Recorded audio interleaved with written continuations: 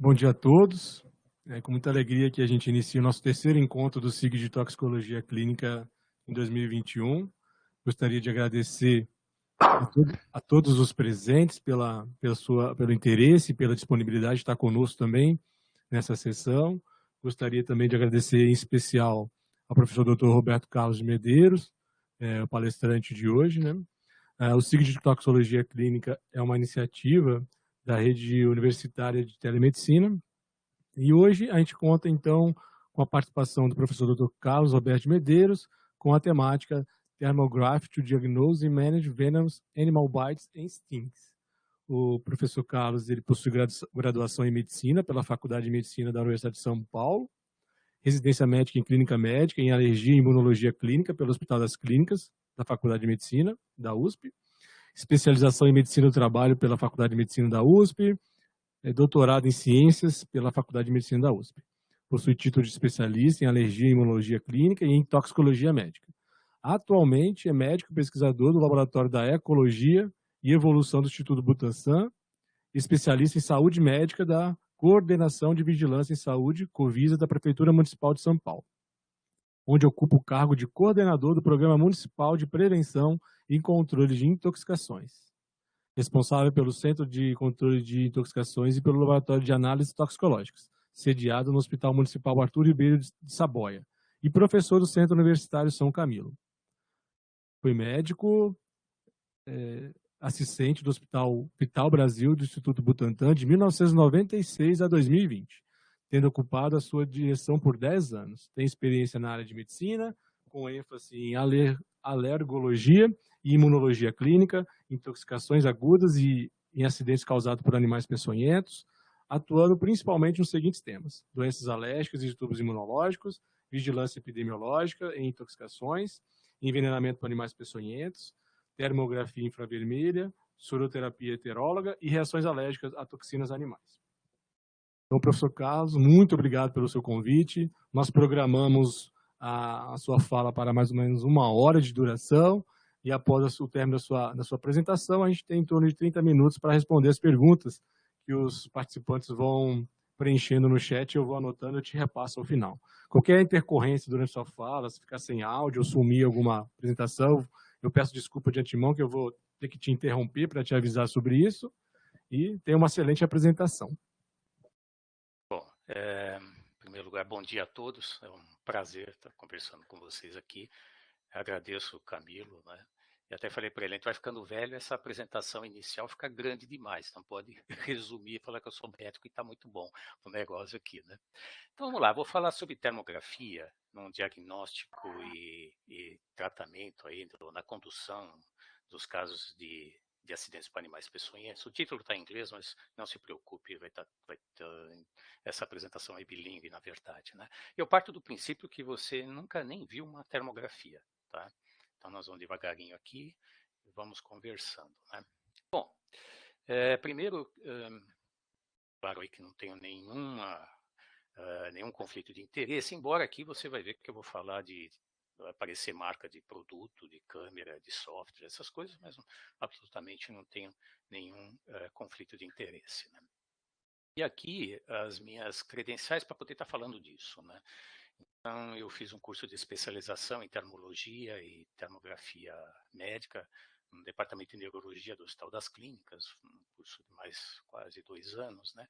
E esse curso é coordenado pelo professor Marcos Brioski, sem dúvida referência nacional em termografia, e eu tenho também um título de especialista em termologia, membro titular da Associação Brasileira de Termologia, né? Isso para mostrar para vocês que a prática da termografia não significa você comprar uma máquina e ficar tirando fotografia dos pacientes, né?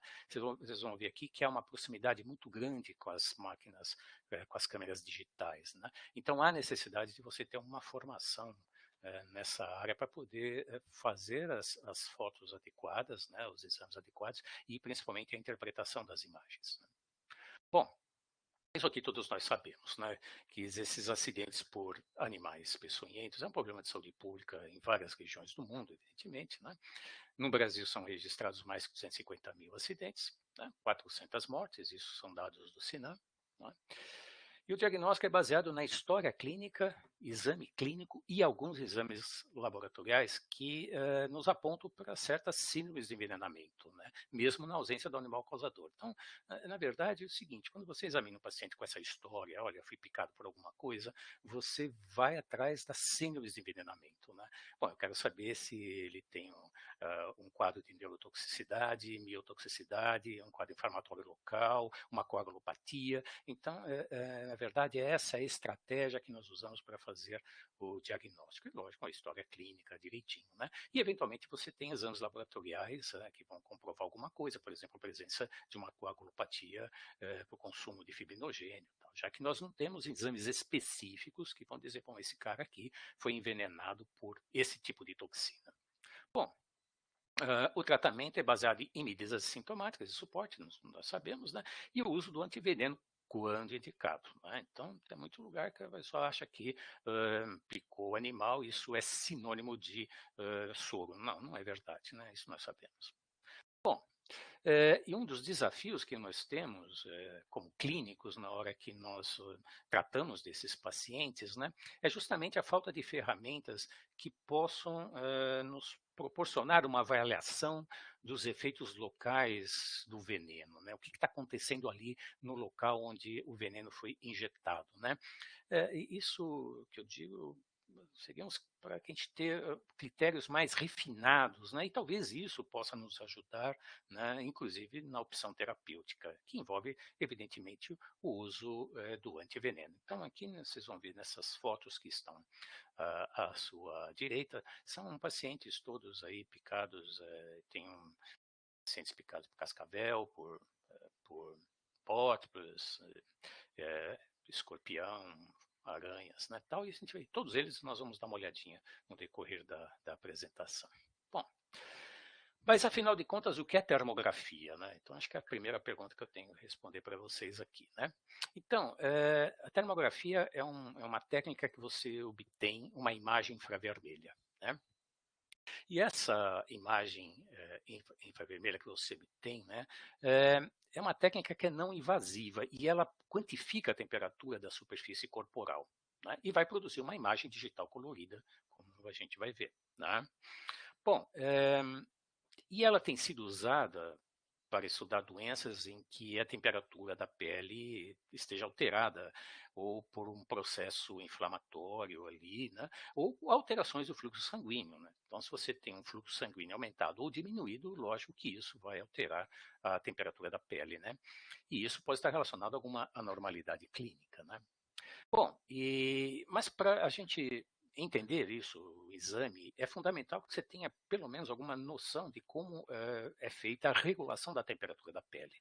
Na verdade, é um sistema bastante complexo, né, que depende do fluxo sanguíneo, né, ou seja, dos vasos que estão ali subjacentes àquele local, né, e das próprias estruturas, né, dos tecidos subcutâneos e principalmente da atividade do sistema nervoso, né, do sistema nervoso simpático, né. E é lógico que esse sistema nervoso controla a vasodilatação e a vasoconstricção. Tá? Bom, e agora Ô, Carlos, Pois só, não. só, só te atrapalhar um pouquinho. Você consegue aproximar um pouquinho o microfone da sua boca? O pessoal está falando que está com um pouquinho baixo o áudio. Deixa eu ver se também aqui eu tenho uma coisinha que aumenta aqui. Ficou melhor? Isso, agora aumentou um pouco mais. Então vamos lá, então, deixa eu aproximar, quase engoli aqui espero não ficar engasgar com o microfone aqui. Bom, então Obrigado. vamos lá. Então vamos ver algumas características desse método. Então, vocês vão ver aqui, estão vendo já nessa imagem que eu tenho uns pés e embaixo a imagem termográfica.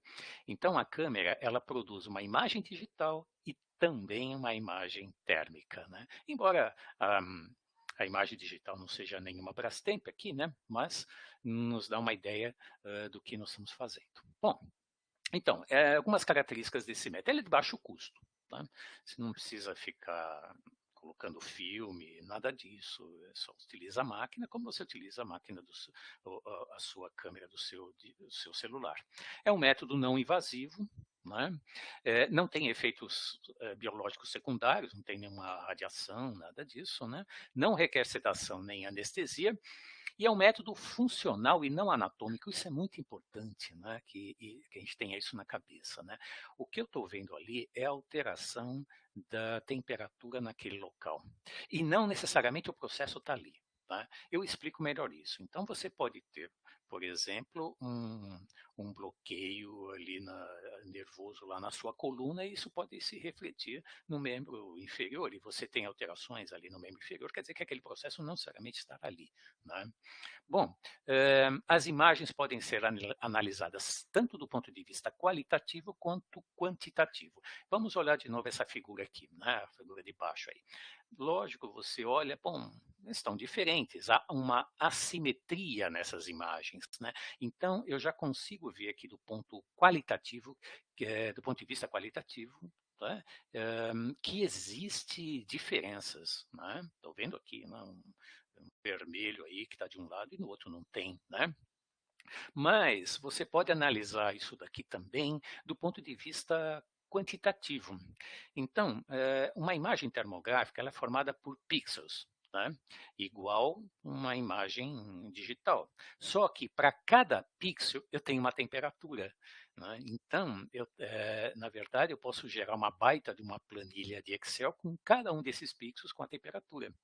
E o que nós fazemos aqui nessa imagem é que você atribui cores para determinados faixas de temperatura.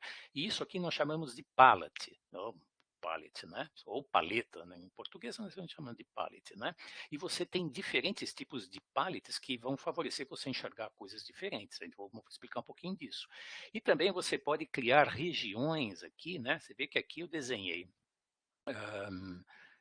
eu desenhei aqui um círculo, desenho outro círculo, veja na mesma posição, e eu consigo saber qual é a temperatura máxima, a temperatura mínima dentro desse círculo e ainda a temperatura média. Está aqui, olha as relações, está vendo? Então, essas são as regiões de interesse, nós chamamos de ROI, né? E você pode fazer, desenhar do jeito que você quiser, né?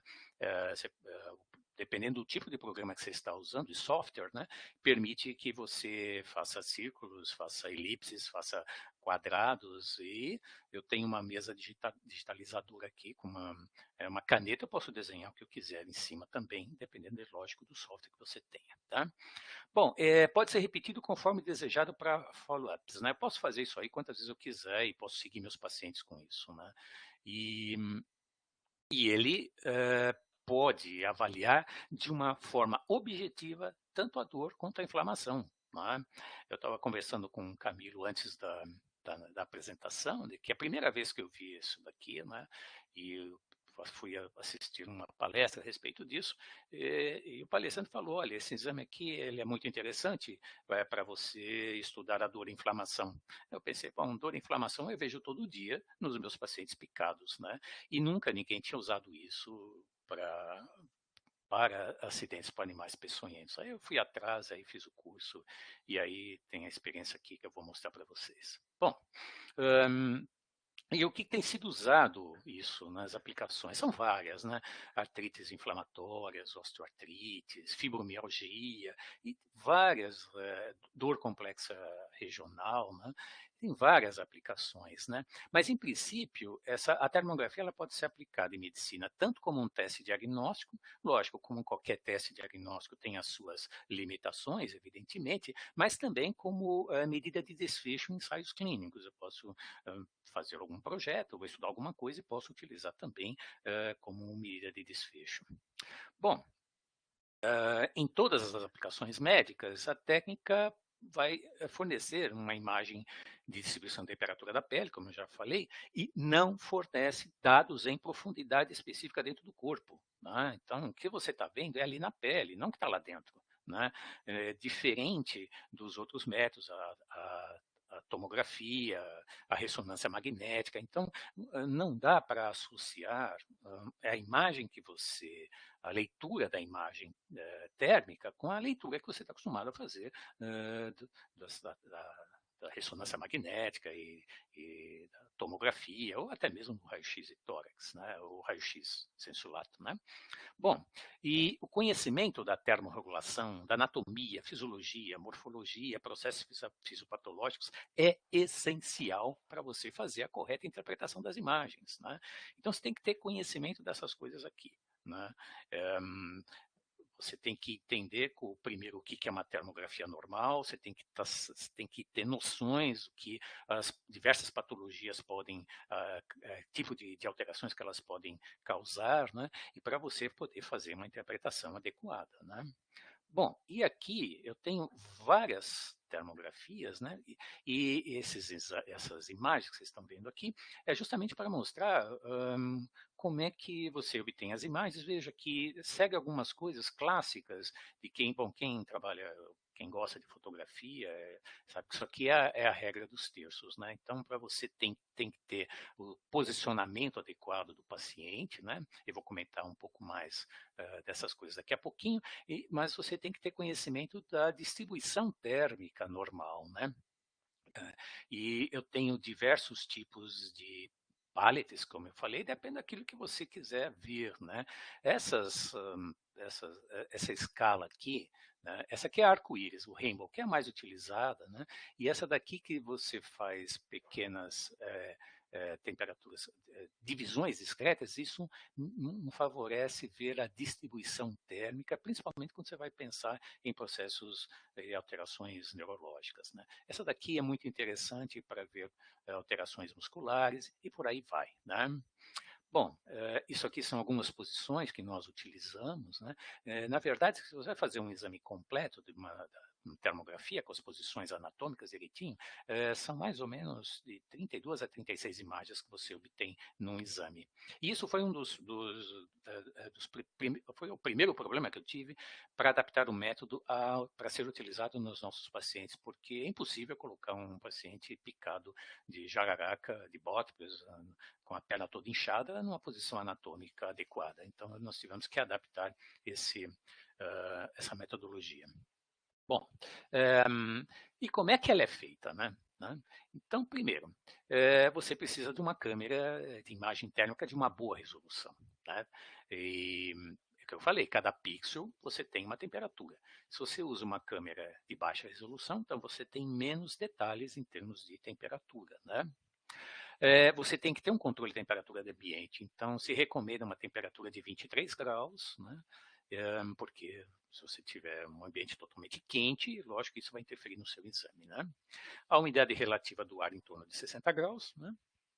E também o controle da velocidade de vento, né? Então, você não pode fazer um exame, por exemplo, com ar-condicionado ventando o ventilador em cima do paciente, né? E a necessidade também de um período de equilíbrio térmico. Então, o paciente chega, estava calor lá fora, o corpo dele está todo quente, então se recomenda pelo menos uns 15 minutos para que ocorra aquele equilíbrio térmico com a temperatura ambiente em torno de 23 graus. Aí você consegue ver as alterações, né? Bom, e você precisa de um software para a interpretação das imagens. Tem vários tipos de softwares, né? Alguns são mais poderosos, né? E vou comentar alguma coisa a respeito disso. Bom, em termos de experiência com essa técnica, né? Primeiro, já comentei isso aqui com vocês, eu tive que adaptar a técnica para usar nos nossos pacientes, né? Eu já fiz cerca de 4.000 termogramas, né? Então deu para aprender um pouquinho com essa experiência aí, né? No começo as imagens eram todas tortas, eram difíceis, mas com o tempo a gente vai pegando a mão, vai aperfeiçoando a técnica, né? Bom, e tem sido possível associar alguns achados termográficos com os aspectos clínicos, isso que é interessante, né? Já publiquei alguns artigos, né, com isto, né? E o primeiro foi na revista Sociedade Brasileira de Medicina Tropical. Bom, e agora eu vou mostrar os casos para vocês, né? Então nós já temos um pouco da ideia como é que isso acontece, né? Como é que acontece o exame, como é que você faz o exame. E vamos lá. Bom, o primeiro exame que eu tenho aqui é um paciente picado por bótripos, mas, pô, bótripos mugem, tem bótripos mugem lá em São Paulo, na capital? Não tem. Esse cara aí é um biólogo, ele estava tratando da bótripos mugem e foi picado. É lógico que eu não preciso do exame termográfico para ver o edema e para fazer o diagnóstico, evidentemente, mas ele traz algumas informações para nós. Olha só, então eu tenho aqui na imagem térmica, eu fiz aquelas áreas de interesse, a ROI que eu falei para vocês, né? E veja que de uma ROI para outra, eu tenho, lógico, a temperatura máxima e a temperatura mínima, mas eu tenho uma diferença de temperatura média aqui de 1,8 graus. Então já vou dizendo para vocês, olha, diferenças acima de 1 grau geralmente é patológico, né? E quando você olha um exame desse, né, você fica pensando, poxa, esse paciente aqui, ele evidentemente tomou soro, tal, ele vai ficar em observação, e a preocupação, lógico, uma preocupação inicial é a recuperação da coagulação, é esse paciente ter a sua função renal preservada, e aí você vai pensar, bom, será que esse paciente vai evoluir com uma infecção secundária ou não? E como é que você acompanhar nisso? Você vai examinar seu paciente todo dia, evidentemente, ver as condições locais e você vai fazer a curva febril e talvez você vai acompanhar também com o PCR, né? Mas será que se eu fizer um exame termográfico seriado, eu conseguiria prever talvez mais rapidamente se esse paciente está evoluindo ou não com um quadro de infecção secundária? Então, é lógico que para a gente definir isso, você precisa fazer estudos com um grande número de casos, né, e ver se realmente o exame tem um valor preditivo. Né? Mas veja que a nossa sensibilidade em termos de enxergar o que está acontecendo ali, ela melhorou. Né? Então, você consegue ter uma visão um pouco mais apurada do que está acontecendo ali.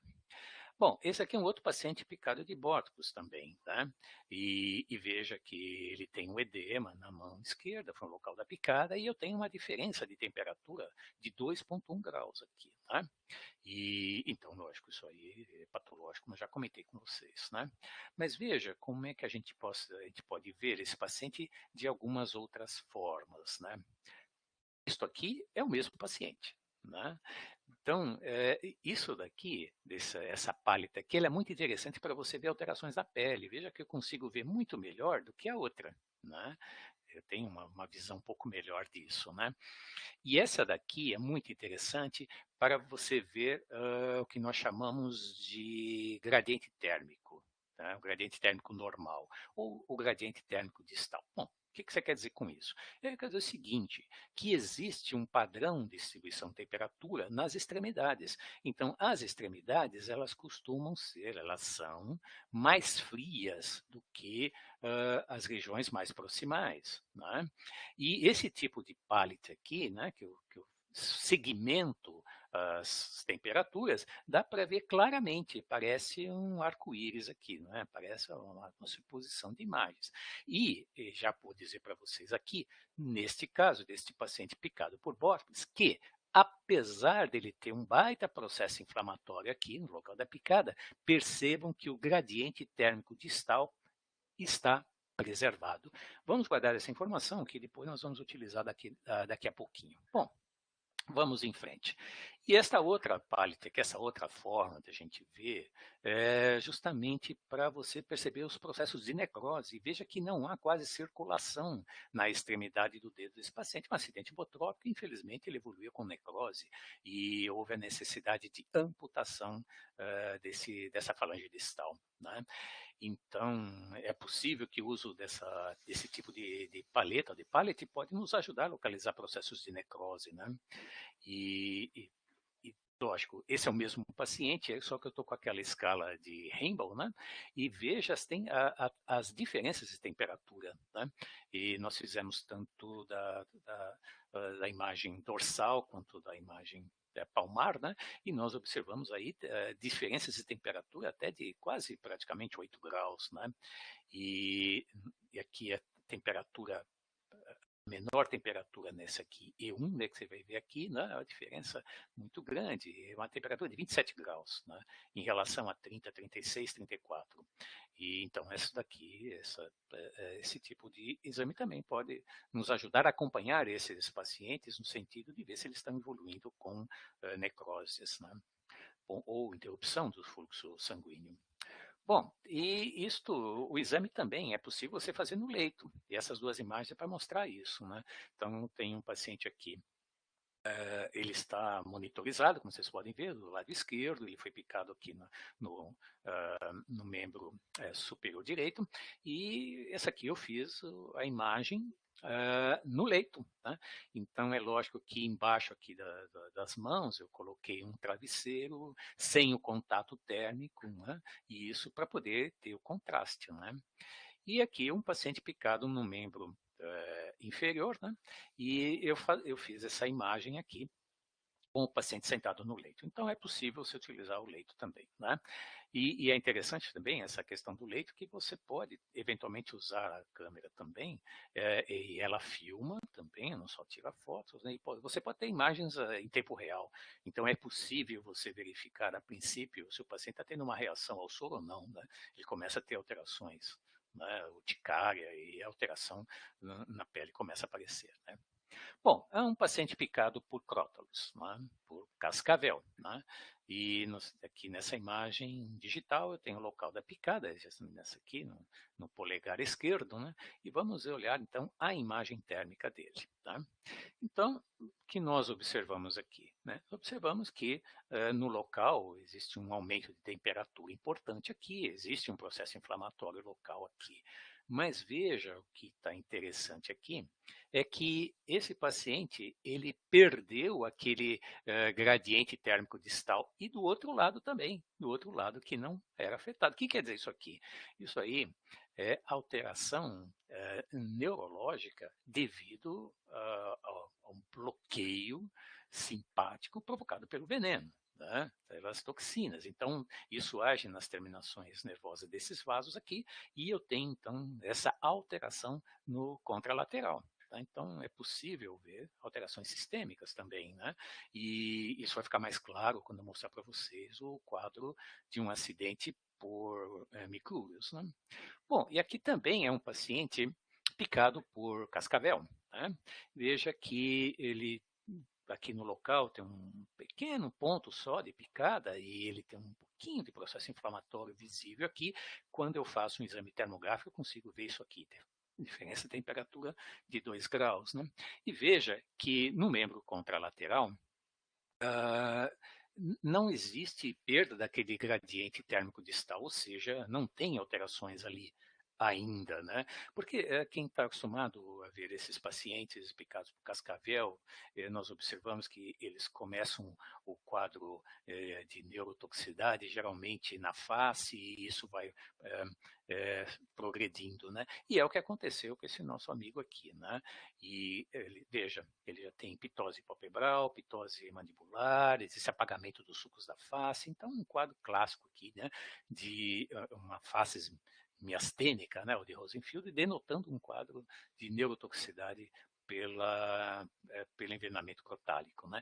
E quando eu vejo aqui as duas paletes, né, é lógico que eu enxergo isso já com uma experiência de entender as alterações, né, nas imagens, mas eu vejo que esse paciente tem alterações que podem significar alterações musculares. Né? E aqui, neurológicas, veja que há uma desorganização da distribuição da temperatura. E o normal é esse de baixo aqui, olha. Veja como está bem diferente, né? Isso é o normal. E esse paciente apresenta toda essa desorganização, né? A imagem de baixo é no 5º dia, depois que ele já não tinha mais o quadro de neurotoxicidade. Então, esse exame também pode nos indicar alterações neurotóxicas. Né? Bom, e aqui um paciente picado por uma micrurus frontalis. Né? Então, é muito interessante, porque esse caso aqui foi um bióloga lá do Instituto, e ela foi picada por uma micrurus, né? Micrurus frontalis, um bicho bicho adulto e tal, e a gente já dá a perceber aqui, estão os 2 pontos, a picada até um outro ponto aqui embaixo também, e um pequeno processo inflamatório local, e nós fizemos a termografia, já mostrava aqui que havia um processo inflamatório, portanto, absorção de veneno, com certeza. Né? Mas essa paciente ainda não tinha nenhuma alteração de neurotoxicidade. Né? Então, eu tenho aqui um exame 15 minutos após a picada. Então, veja aqui já tem alterações aqui no cotovelo. Então, provavelmente, o que é isso aqui? A absorção via linfática do veneno. Né? Então, já tenho ali alterações térmicas. E veja que todo o gradiente distal, tanto do lado da picada como no contralateral, estão preservados. Né? Então, neste momento, o paciente só apresentava uma sensação de dor local e sensação de formigamentos, né? Mais nada. Né? Só que alguns minutos depois, veja o que aconteceu. Total desorganização daquele gradiente distal e bilateral. Olha só. Né? Então, vamos retornar à imagem anterior. Né? Isso daqui, 45 minutos depois da picada, ou seja, 30 minutos após a admissão no hospital. Nesse momento, já apresentava alterações neurotóxicas. Tinha dificuldade para levantar as mãos, para segurar o celular, e já, ainda não havia nenhum sintoma respiratório, mas já havia essas alterações aí. Tá? Lógico, essa paciente foi medicada com um soro antialapídico, e esta imagem aqui, essas duas imagens, são 2 semanas após a picada. Uma recuperação total, e veja que o gradiente térmico distal muito bem definido e já não existia mais nenhuma alteração visível aqui. Tá? Bom, vamos em frente, né? E picadas por não peçonhentas, né? Não peçonhentas, isso é muito interessante também. Eu tenho aqui um paciente que foi picado por uma Sibinomorphus micani, hoje Dipses micani, né? Que é o nome, acho que é a nomenclatura mais atual.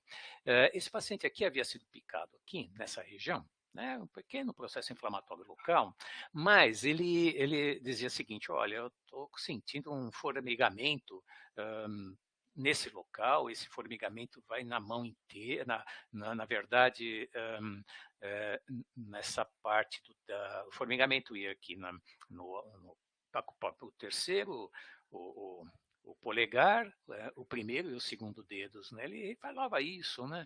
E, bom, na verdade esse paciente já estava indo embora, né? Porque foi avaliado, isso aí não dá nada, mas eu pensei, bom, peraí, você está com esse formigamento, né? E do que a Sibinomorphus ela se alimenta? Na verdade, ela se alimenta de lesmas. E é muito interessante, porque ela morde a lesma fica paralisada, depois ela engole. Então, me parece que esse veneno deve ter uma ação neurotóxica, né? Ele, embora não seja uma serpente peçonhenta, mas sabemos que pode ter toxinas na sua saliva, né? E realmente ele não estava mentindo para nós, né? Então veja que havia uma alteração significativa aqui, né? Justamente na área que ele referia que havia formigamento. Mas espera aí, e o outro lado? Mas o outro lado tem alterações. Aí que é importante a história clínica e a interpretação das imagens, porque essas imagens que o paciente, essas alterações que ele apresentava do lado esquerdo, é que ele já havia sofrido um acidente e tinha sido feito um enxerto nessa região. Por isso que eu tenho essas alterações aqui. Então é muito importante você ter a história clínica direitinho, né, para poder interpretar adequadamente as imagens térmicas. Esse daqui foi feito você vê que aqui é diferente, a escala é um outro software que eu utilizei, não o FLIR-Tools, que é o mais comum.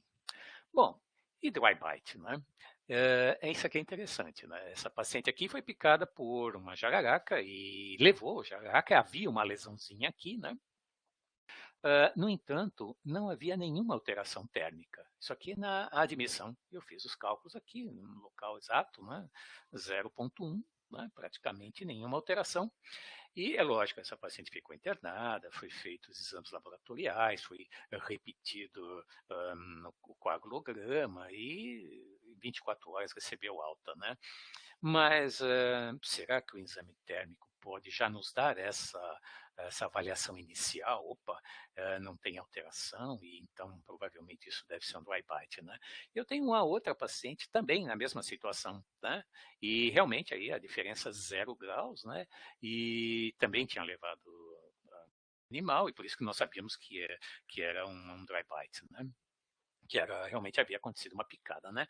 E a surpresa nossa aqui, né, que no ano passado os indianos publicaram um artigo justamente nessa seara aí, né, utilizando a imagem térmica para diferenciar pacientes que sofreram picadas com envenenamento ou também de não envenenamento e dry bite, né?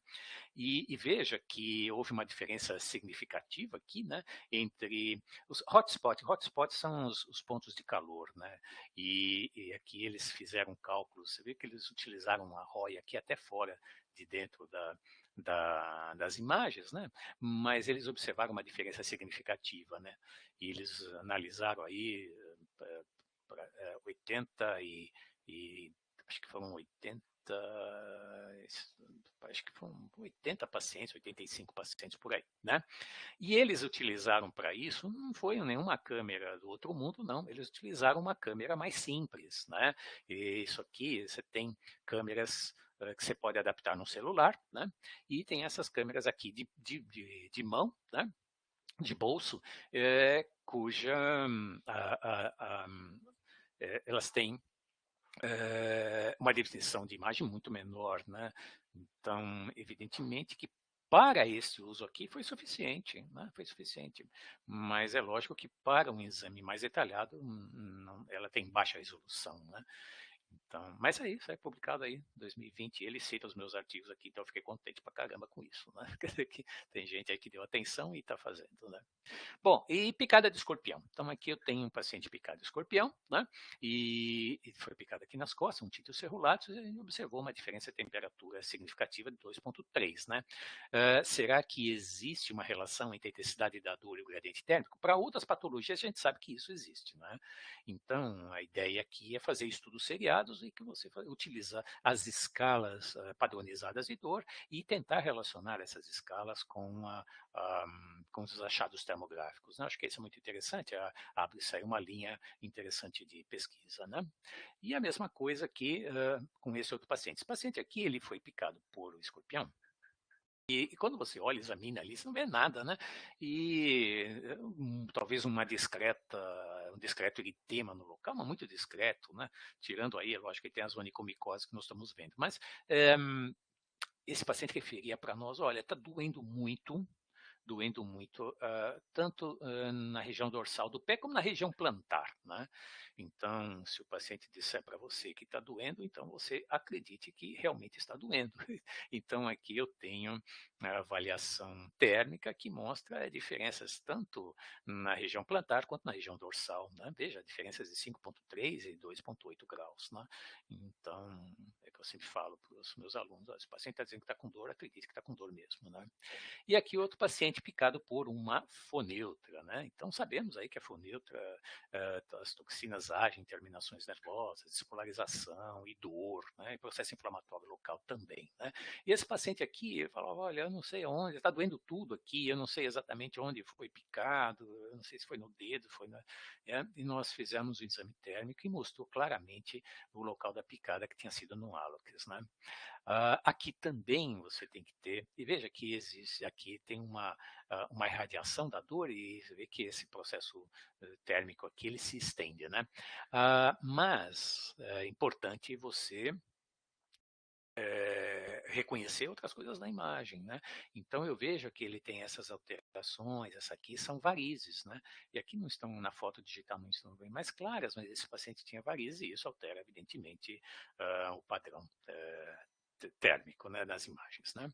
Bom, e aqui novamente um outro paciente picado também de foneutra. Você olha aqui, não vê quase nada, né? Então, não tem nada aqui, talvez um pouquinho de eritema, mas o paciente tinha dor, ele falava, olha, tem uma sensação de formigamento e tal. E na hora que você faz o exame, aí você percebe realmente uma diferença de temperatura, com essa palete aqui facilita ver isso aí também. E novamente aqui, olha, isso aqui são varizes, né? Então precisa ter cuidado na interpretação das imagens, né? Bom, aqui um paciente picada por Loxoceles, 19 horas após a picada, e também dá para observar claramente aqui um processo inflamatório local, né? A diferença de 2,2 temperatura. E esse outro paciente aqui já é um paciente com 3 semanas de evolução, né? E ele tem uma necrose bem estabelecida, né? E quando nós analisamos a imagem térmica da necrose, evidentemente nós vemos uma diminuição de temperatura no centro, lógico, está necrosado, então você tem uma temperatura lá, diferença até de menos 2 graus, né, 2,4, e em volta disso você tem um processo inflamatório, né, que também tem a ver com a recuperação dos tecidos, né? E então a questão que se levanta aqui, será que se eu fizer imagens térmicas seriadas, eu vou conseguir perceber que esse paciente vai evoluir para necrose no local? Lógico, aqui não preciso da termografia para ver se isso aí está com necrose, né? Mas a questão é se isso possa me ajudar ou não a ter uma análise um pouco melhor do que está acontecendo no local. E essa paciente aqui foi picada de Loxoceles também. Veja que eu usei uma outra forma aqui de imagem justamente para localizar, né? Sempre tem que comparar com a região contralateral, né? Eu vi que essa paciente havia realmente uma diferença de temperatura aqui da ordem de 1 grau, né? Já pode se considerar patológico isso, mas além dessa imagem aqui, né, que nesse posicionamento você pode fazer a imagem local, né? Então veja, tem uma lesão clássica de Loxoceles aqui e eu vejo um processo inflamatório. Então é aquela pergunta que eu já fiz, né? Será que a análise térmica seriada pode nos ajudar a prever o processo de necrose, né? Já que você não tem nenhum marcador para isso. Até o momento nós não temos, né? Nós não sabemos exatamente qual paciente que vai evoluir para necrose ou não, né? Então, várias variáveis envolvidas nisso, a quantidade de veneno, o tipo de tecido, né? E talvez até uma resposta individual, né? Bom, e acidentes com taturanas. Aqui eu tenho uma imagem de uma paciente que encostou essa taturana, essa automeris, né? E que ela referia que tinha dor aqui, queimação, e a gente, na verdade, observava um pouquinho só de eritema, e naquela imagem que eu falei para vocês, essa aqui é muito interessante para ver a pele, nós conseguimos detectar realmente vários pontos, justamente onde as cerdas encostaram, né? E este outro paciente aqui, né, e acho que a Marlene Zanin ia gostar dessa história aqui, é um paciente que havia pisado numa lonômia, né? Pisou na lonômia e ele levou, essa aqui é a lonômia que efetivamente ele entrou em contato, ele levou esse animal aqui e ele não tinha nada. No primeiro momento nós fizemos os exames de coagulação, tudo normal, né? E é lógico que esse paciente tinha que ficar internado e repetir os exames, evidentemente, mas ele referia que aqui estava ardendo, e nós olhamos, não havia nada, e pensamos, será que houve contato mesmo? E fizemos a termografia, e isso mostrou que realmente havia um processo inflamatório local, né? Então, efetivamente, ele havia entrado em contato com as cerdas da lonômia, né? Então, aqui, evidentemente, isso aqui é para ver pele, como eu falei, dá para ver muito claro, e aqui a gente consegue ver as diferenças de temperatura, né? Bom, então o que eu concluo com vocês aqui, né? Primeiro, o objetivo dessa técnica não é substituir o exame clínico, mas simplesmente complementá-lo. Quer dizer, é uma forma de você enxergar com um pouquinho mais da acuidade. Não é? Ninguém vai dizer que isso aqui não é nenhuma panaceia, isso aqui não vai resolver os problemas do planeta, como eu já falei para o Camilo, né? Eu acho que mais pesquisas e estudos de acompanhamento são necessários para você criar um grande banco de dados com medições e a partir daí você começa a entender melhor quais são as variações que são esperadas e poder, lógico, associá-las às patologias, né? A evidência empírica da correlação entre patologia e imagem é essencial para prever ainda mais o valor da termografia, né? Já comentei um pouquinho disso, né? E a termografia, isso já é uma observação minha pessoal, eu acho que é uma ferramenta que tem um grande potencial, né, para utilizar no diagnóstico, monitoramento e eventualmente pesquisa também, justamente para avaliar os efeitos decorrentes de envenenamento por animais peçonhentos, né? Bom, isso daqui só para mostrar para vocês, né, um outro uso da termografia, o quanto isso pode nos dar a associar conhecimentos. Isso aqui são imagens captadas pelo telescópio Hubble e veja que do lado direito tem uma imagem térmica, como eu consigo observar muito o que está acontecendo atrás disso aqui, né? Por quê? A câmera ela capta infravermelho, né? E no caso aqui o Hubble estava com uma câmera térmica e também propiciou você ter essas imagens aí das estrelas, né? Bom, eu agradeço a paciência de todos vocês, ficar me ouvindo. Como o Camilo já falou, são os locais que eu trabalho. Eu sou médico pesquisador aí do Laboratório de Ecologia e Evolução, professor de imunologia do curso de medicina da Universidade de São Carlos, do Centro Universitário de São Camilo, e coordenador do Programa Municipal de Prevenção e Controles de Intoxicações. Bom, eu fico à disposição aí para perguntas, né?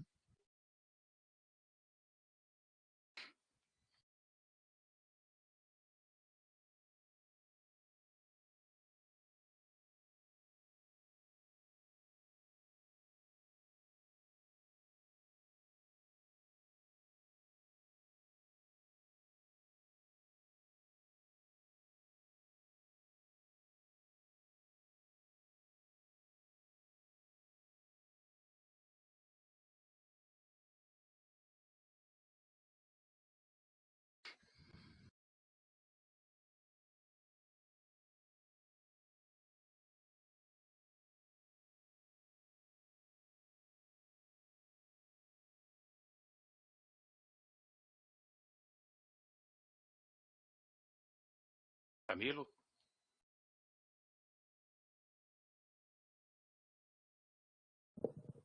Eu voltei, problemas técnicos aqui nos bastidores, acabou a bateria do microfone. Tá certo. Bem na hora que você interrompeu, eu fui ligar meu microfone e acabou a bateria, fiquei aqui mudo aqui, falei, ixi, vai imaginar que eu caí e não estou mais na palestra. Dr. Carlos, muito obrigado, excelente apresentação, muito interessante ouvir um assunto que a gente não desconhece, né? Na verdade, eu desconheço, eu nunca tinha tido uma aproximação com essa temática, e aí isso deixa a gente intrigado, né? Prestando atenção na palestra para poder absorver o máximo possível aí de informações iniciais de uma temática tão complexa. O Dr. Marcos Brioche falou aqui, sensacional, didática impecável, lembrando que o Dr. Medeiros também é professor em estatística. O Marcos, ele, que eu falei, ele é referência brasileira em termografia, então se tem alguém que sabe é ele. Eu aprendi com ele. Antônio Domingos também parabenizando, doutor Juscelino Nery Cetox do Bahia também. A termografia parece realmente que pode ser uma boa aplicação na toxicologia clínica. Doutora Sandra do Distrito Federal também, não sabia nada a respeito, gostou muito. Daniel Sequeira de Curitiba, vem parabenizá-lo.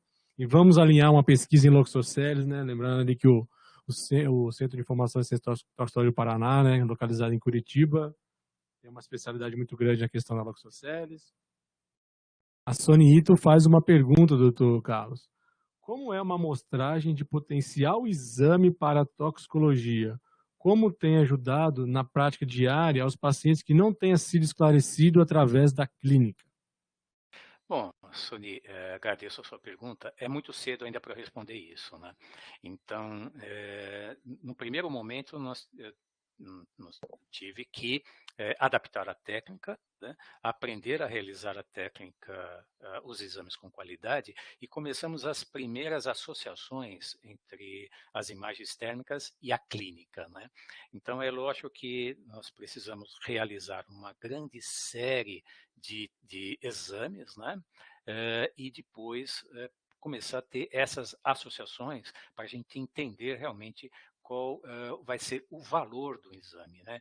E se ele tem algum valor em termos preditivos para diagnóstico. Eu acho que neste momento, eu vou dizer para você o seguinte, ele é um exame complementar, né? Que está me ajudando a entender um pouquinho melhor o que acontece ali no local, né? Mas ainda tem um caminho a ser percorrido, né? Então, eu acho que a gente não pode desacreditar, mas também não pode acreditar naquilo que ainda não foi comprovado, né? Então, pode ser que daqui a alguns anos chegue à conclusão, olha, isso aí não está ajudando muito, né? Ou pode ser que daqui a alguns anos eu venha dizer, nossa, isso aí está sendo muito bom, né? A Eliane também parabenizou, que foi uma novidade para ela, desconhecida. E o Antônio Domingos, ele pergunta, gostaria de saber se está fazendo amostragens para outras aranhas não consideradas peçonhentas. Bom, para quem não sabe,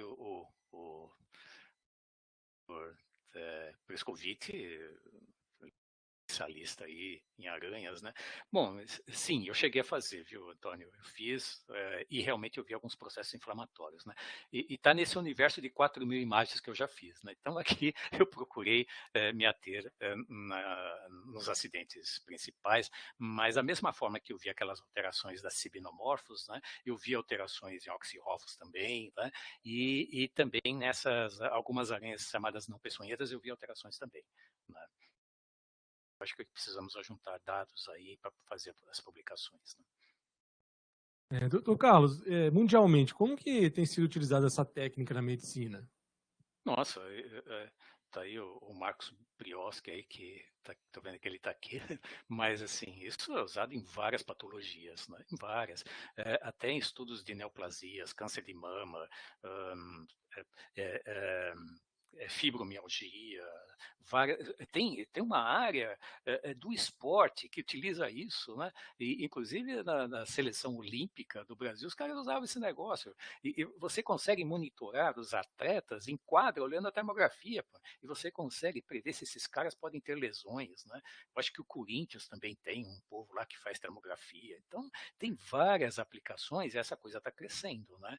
E aplicações também no ramo odontológico, né? Então, inclusive no curso, tinha uns dentistas que estavam utilizando essa técnica, né?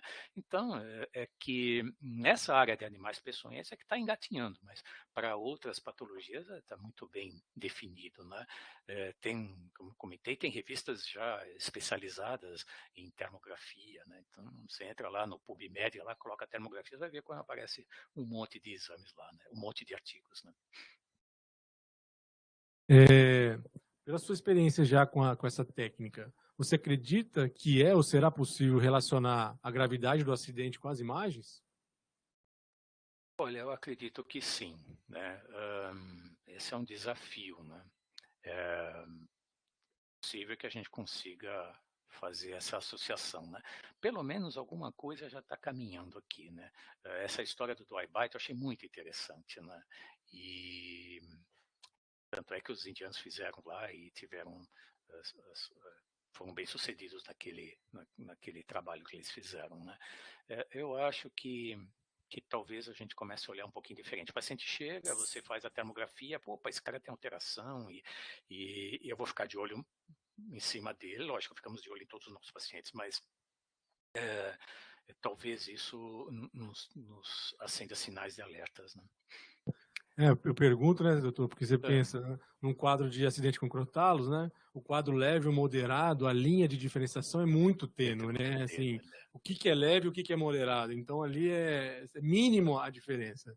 Exatamente, exatamente. Na verdade, sabe, Camilo, para todos os animais, acidentes com animais peçonhentos, eu sempre digo, né? Você sabe o que é leve, você sabe o que é grave. O problema é que está no meio, né? Você não sabe, porque assim, pô, esse cara, bom, primeiro, dói bite, né? Tudo bem, esse cara não foi picado, mas ele é leve aqui, mas grave é porque é grave, né?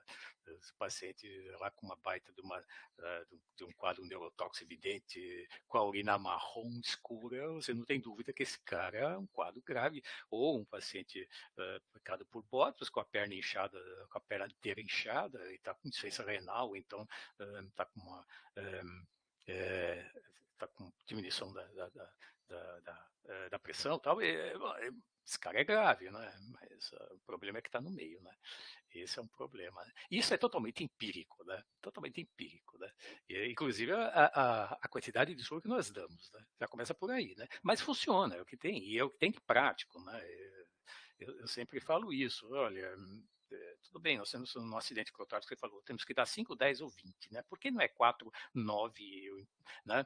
Então, é que na verdade você tem coisas práticas aí para que você possa tratar esses pacientes, né? E que de uma maneira rápida, porque precisamos tomar decisões, né? A nossa vida como médico é isso, é tomar decisões. Né? O paciente chega, eu tenho que tomar decisão, vou dar o soro, não vou dar, e se vou dar o soro, quanto que eu tenho que dar? Essa é a resposta que você tem que ter ali para poder tratar os pacientes. Né? Mas é o que tem funcionado, tá? E salvamos muitas vidas com isso. Né? Eu acredito que nós até damos mais soro do que o necessário, mas falta ainda critérios melhores para você dizer, bom, eu tenho que dar para esse paciente aqui, eu vou ter que dar um pouco menos, aqui eu vou ter que dar um pouco mais, mas eu acho que talvez no futuro a gente tenha marcadores para isso, né? A termografia eu acho que não vai resolver isso, né? Mas ela vai ajudar pelo menos a nós enxergarmos um pouco melhor os nossos pacientes. A Gisele aqui dá parabéns também, também não sabia nada a respeito, gostou muito da apresentação. Poderia comentar se houve inconsistências sobre os desfechos de algumas dos casos apresentados com relação à clínica mediante essas imagens? Não, não, porque na verdade, assim, quando eu falo em desfechos, eu não fiz uma, uma série de casos específicos de bótricos, né? Não, aqui na verdade é uma coleção de casos, né? De case reports, se eu quiser dizer, né? Dessa forma, né? Então, ainda falta coisa, viu, Gisele? Eu acho que seria interessante a gente poder fazer exames em todos os nossos pacientes, né? Sei lá, se tem uma casuística lá de 100, 200 pacientes que você fez, aí você começa a ver, bom, isso aqui eu consegui ver, nesse outro paciente aqui não adiantou nada fazer. Então, essa pergunta que você está fazendo, realmente há necessidade de fazer estudos com uma grande quantidade de pacientes, né? Isso eu acho que é fundamental, né? Então, esse aqui eu diria que é o pontapé inicial, né? Então, assim, ele traz indícios de que isso aqui talvez possa ter uma utilidade, né? E aí cabe a nós aí fazer estudos para responder essa pergunta, né? E nesse pontapé inicial aí que você já deu, você conseguiu já... A gente sabe que tem vários fatores, você até colocou na sua fala, quanto a fatores individuais, o paciente, a questão do tempo do acidente, entre outros. A questão da idade do animal peçonhento, né? Já conseguiu perceber alguma diferença de animais como filhotes para adultos, ou ainda não chegou a avançar nessa análise? Não, não chegou, não cheguei nessa análise, né? Que lógico, nós sabemos que no caso da bótricos, né, os filhotes dão menos inflamação, mais coagulopatia, o inverso para os animais mais adultos, né? Mas seria interessante, né, Camila, você chegar nesse nível aí, né? Qual é a termografia? Os padrões termográficos em filhotes são diferentes dos padrões termográficos em adultos, né? Com acidentes provocados por animais adultos? Provavelmente deve ser, né? Pelo menos em termos de quantidade de inflamação, né? Mas é interessante, né? Perguntas aí que, né, Ainda não tem faz resposta. tem resposta, você faz a casuística, depois você faz as análises estatísticas e vê, olha, isso aqui realmente foi significativo ou não foi, né? A Sony pergunta aqui: algum serviço de saúde no Brasil já utiliza esse exame para acidentes por animais peçonhentos? Olha, pelo que eu entendi, pelo que eu sei, eu fui o primeiro no planeta que usou esse negócio para animais peçonhentos, né? E não, que eu saiba, não, né? O Pardal parece que estava querendo fazer alguma coisa lá, né? Então, eu não sei se ele já começou ou não, né? E eu cheguei a visitar lá o serviço dele. Agora está com essa história toda da pandemia, mas eu não sei se o Pardal já começou a fazer, mas ele estava com a ideia de fazer lá, né? E lá eh, lá no Pará, em Belém, tem um colega que fez o curso comigo, né? Que está lá, o Paulo, e conhece muito também. Eu acho que ele ia assessorar o Pardal para fazer, mas é que eu saiba não, né? Não tem ninguém fazendo isso, né? Agora tem serviços, né? Que executam a termografia para outras doenças. Aí tem, isso aí tem. Hospital 9 de Julho tem um serviço que faz termografia. Então, para animais peçonhentos, que eu saiba, não. A Sandra pergunta, acho que deve ter, você colocou, né, tá no seu slide, mas a tecnologia é cara? Bom, cara, se bem que é um conceito relativo, né? Mas é o seguinte: é, se você for usar as câmeras realmente com definição razoável, sim, é caro, sim. Ainda mais essa questão do dólar, né? Porque isso aí tudo é importado, né? Eu acredito aí, numa faixa aí de uns R$ 40 mil, aí uma câmera boa, né? Agora, se for pensar uma câmera top, né? Essa que eu utilizei lá no Butantan era uma T650 científica, né? E muito boa, então tem várias. Eu podia até trocar lente, né? Tinha lentes diferentes, né? Agora, uma top aí, chamada, acho que é a T, acho que é 1000 agora, nossa, isso aí custa, eu teria que vender meu carro aqui para poder comprar, né? Mas, e agora tem as de bolso, né? Que você tem as suas limitações, né? Talvez como triagem elas são utilizadas, mas agora a importância, o que é interessante é que você aplica o dinheiro na câmera, e depois o que você tem que fazer são manutenções periódicas, limpeza, tudo, porque na verdade o que é muito caro na câmera é justamente a lente, que a lente é de germânio, né? Que capta o infravermelho, o espectro infravermelho, né? Então precisa ter cuidado, não pode riscar tudo. Então você tem que fazer também uma manutenção periódica e isso tem que ser feito com especialistas, né? Mas depois ela se torna, ela acaba pagando o preço, né? Porque você utiliza, faz, não precisa nenhum outro insumo, né? Não precisa comprar filme, não precisa revelar, não precisa nada disso, né? A Gisele pergunta se existe algum curso em como aplicar essa técnica. Olha, tem o curso que eu fiz, né? Então, o curso, ele é um curso da Universidade de São Paulo, né? Que é lá no Hospital das Clínicas, né? Aqui em São Paulo, e pelo Departamento de Neurologia, e ele tem cursos específicos, né, para para aprender a técnica de termografia sensulato. Tem até cursos mais específicos, né, de termografia do movimento, tal, mas para essa formação, sim, né? Eu acredito seja o melhor curso disponível. E periodicamente são turmas. Né? Fui uma das primeiras turmas, acho que se não me engano a segunda, eu acho. E tem gente do Brasil inteiro para fazer o curso lá com o Marcos Brioski, né? Até o Marcos colocou aqui no chat nosso que a Associação Brasileira de Termologia tem aí um curso de formação, né, nessa área. Então, botou o link aqui. Então, os participantes que tiverem interesse, acessar o link e obter mais informações. Exatamente. Acho que alguém tem mais uma pergunta, não apareceu mais. Vamos ver, o Daniel está digitando aqui, a Sony também. O curso é presencial? Olha, boa pergunta, viu? Eu não sei como é que está agora, porque era presencial, sim, né? Na época que eu fiz era presencial, né? E talvez, se o Marcos estiver por aí, ele possa responder essa pergunta, né? Mas eu acredito que talvez uma parte dele. Ah, tá. Agora é totalmente online, ó, todo adaptado para essa abordagem, tá bom? Então ela tem a resposta aí do professor Marcos. Né? Tá aqui mesmo. Tony falando aí, você é ótimo, muito bom ouvi-lo. Sonia é uma amiga aí de longa data, então é suspeito que ela está falando aí, mas eu agradeço. Doutor Carlos, eu gostaria de agradecê-lo pela sua disponibilidade, pela brilhante temática apresentada, por compartilhar esse conhecimento conosco. Você observou que vários participantes, né, foi uma primeira aproximação, inclusive eu, e é muito bom saber dessas novidades e a gente vai avançando aí no conhecimento e qualificando o nosso atendimento dos pacientes. Então, meu muito obrigado para você.